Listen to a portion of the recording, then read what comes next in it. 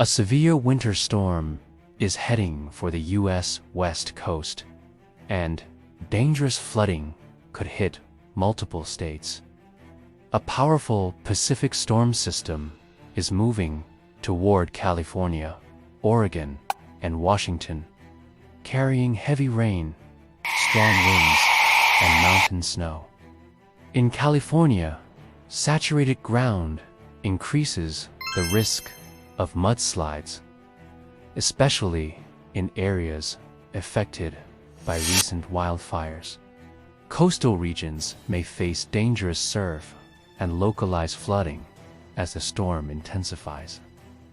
Sierra Nevada snow totals could reach several feet, impacting travel along major highways.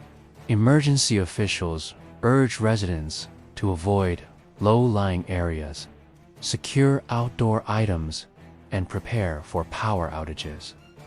This storm could disrupt travel, damage infrastructure, and cause significant flooding across the West Coast. Don't forget to like, share, subscribe,